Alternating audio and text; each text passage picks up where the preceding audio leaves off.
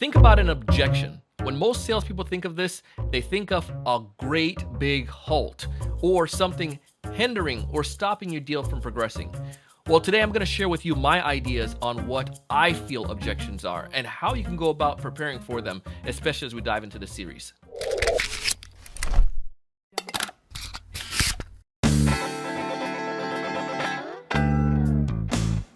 Hey everyone, welcome to another great episode of the Sales Evangelist podcast.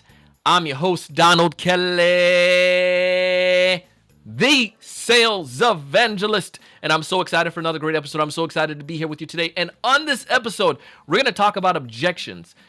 This series is going to be amazing. We have some fantastic guests lined up, and they're going to tackle all these amazing topics. Let me tell you about some of these people. We have Jim Doyle coming. We have Art Harding coming. We have Ryan Dowdy. We have Spencer Jan. We have Glenn Polis. We have so many great people coming up talking about objections and giving us their ideas.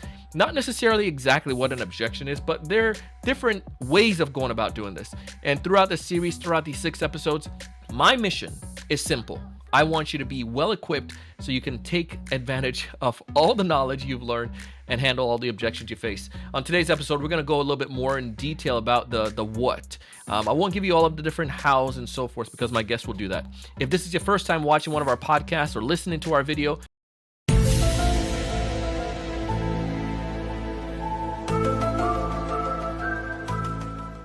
listening to our podcast, I ask you to go ahead and go subscribe. I would greatly appreciate that. Also, feel free to check out our sponsors because I've connected with them, I've negotiated, and they have some amazing deals for you. So let's go ahead and dive in. What exactly is an objection? I came here with my notes and I'm prepared and I'm ready. We're going to take you to school and back. So objections, most people think of an objection and they see it as like, it's the end. It is the absolute disaster. There's a big boulder. There's a block. Do not enter. Dead end. No moving forward. And in my view, I don't think that's the case. Oftentimes when we get an objection, it's really just our prospect telling us, listen, I don't know enough to move forward right now. Can you provide me with a little bit more information? Sometimes you might find definitions that will say an objection may be a concern, or it could be a barrier that's blocking or hindering the buyer from purchasing your product or service. And that could be the textbook definition. Again, in my view, I feel that it's something tying back to the buyer not having enough information to move forward. So let me give you an example of what I mean by an objection. Send me more information. That's not moving forward, or I can't afford it. In some case, that could be the case, and we'll talk about that a little bit later on. However, in most situations, the buyers use these as a means of getting rid of the seller. Well, let's think about it. For instance, if I came to you and your house was flooded and you needed someone to be able to, take care of all this water that's coming into your basement or to your house, and if I was to share with you about my plumbing services, you're probably going to be more than willing to listen to me because you can readily see the value and see the need and have some kind of interest in learning what I have to offer. But if you don't have that need right there in front of you, you're probably going to say, send me more information. Go back to this notion. I don't know enough or don't have enough information from you that's going to help me to go forward.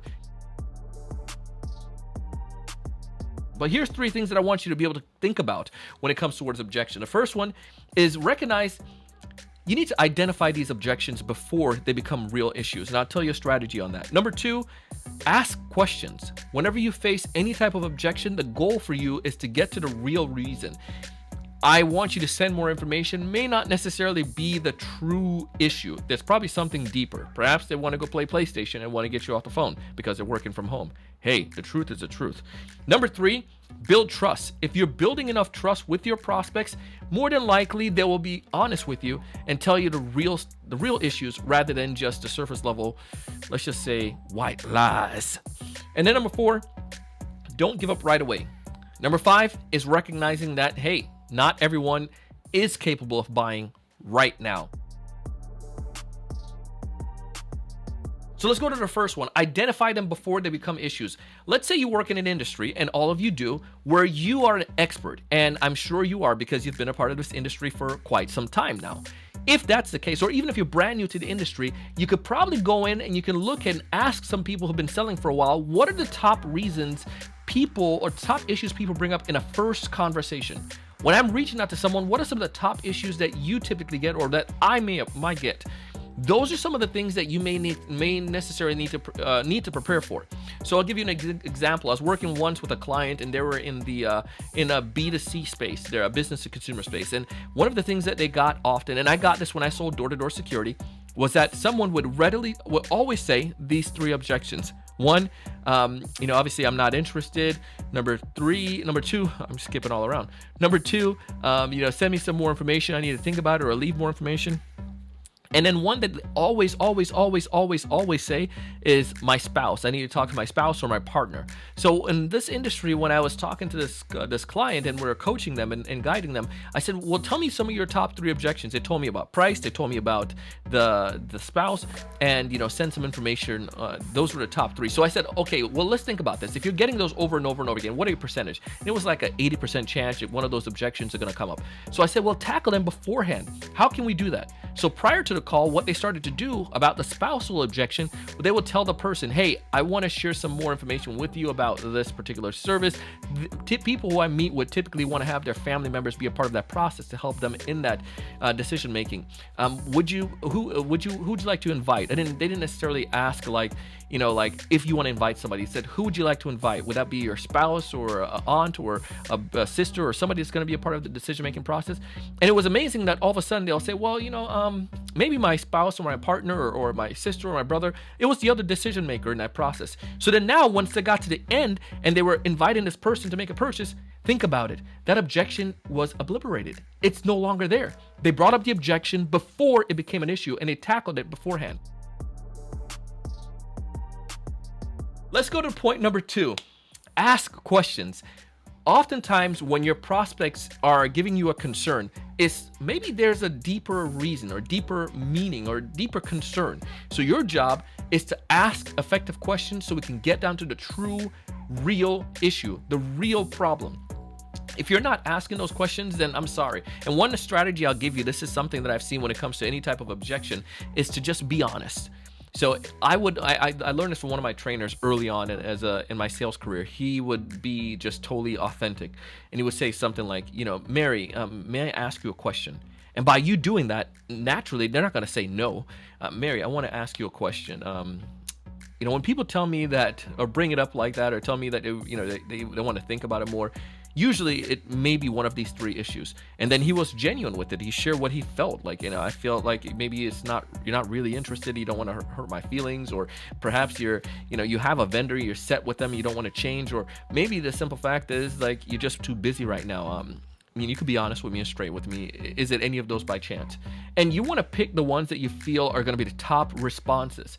And genuinely, they might say, yeah, we have a vendor. So now I know the real issue or somewhat of the issue. Let's explore that further. Well, we found out that their brother-in-law is the company they're working with. And if they do that, family reunions are going to be kind of awkward if they leave that. So maybe I don't necessarily want them to leave fully right away. Perhaps I can have them test out some of our service in conjunction with their brother-in-law's company. You get where I'm getting at? If I had just given up right away, I wouldn't have gotten to that real issue. But being genuine, people can't deny your genuine nature or deny when you're genuine. They're going to be more than willing to respond to you. When it comes towards trust with your prospect, come on, man. I'm telling you, people will do things for you if they trust you. People tell you about this idea that, it's all about who you know. I want to debunk that right away. It's not about who you know. It's who trusts you. And with this principle, if your prospect feel that they can trust you from the very get-go in the conversation, you're genuine, you're authentic, they're going to be more than willing to be straight with you. So they might say, Donald, listen, I'm just truly not interested right now. We just switched to a new company recently, and I like you, I like what you're doing, but it's not something that we're looking to change right now or to do. Fantastic. At least I got the information and I got an understanding about what is going on, and I have a full picture of it. And the final thing that I want to tell you about objection is that sometimes people are just not a good fit. My book is called Sell It Like a Mango. And in the book, I talk about the idea of rejection. And in some instances, people just didn't want to buy mango right then and there. I remember going down the streets in Jamaica, and you see these people doing their little chants or selling their products or on the corner of the streets, and have their street cart vendors set up throughout the marketplace. And it was fascinating. Like, these people didn't give up. Every day they were out there because they recognized that somebody may not necessarily want to buy my mango today, but it doesn't necessarily mean that they don't like mango. Let me say that one more time. Somebody may not necessarily want to buy my mango today, but it doesn't mean that they don't like mango. So they came back the next day and they found the people who were ready to buy mango. And if you weren't ready right now, perhaps in the future. So you can't get deflated if somebody really isn't ready right now and really isn't a fit. That's what we want to know. There's 7 billion people on this planet. We want to get access to the people who are ready and who can buy our services or products. As always, listen, I want you to find more ideal customers. I want you to know what to say when you reach out to them. I want you to take advantage of our sponsors because they're giving you some amazing value. They're giving you tools that I feel and that I back, I know are good. They can really help you out, and I want you to test them out. But most importantly, I want you to close more deals and go out and do big things. Thanks so much for watching.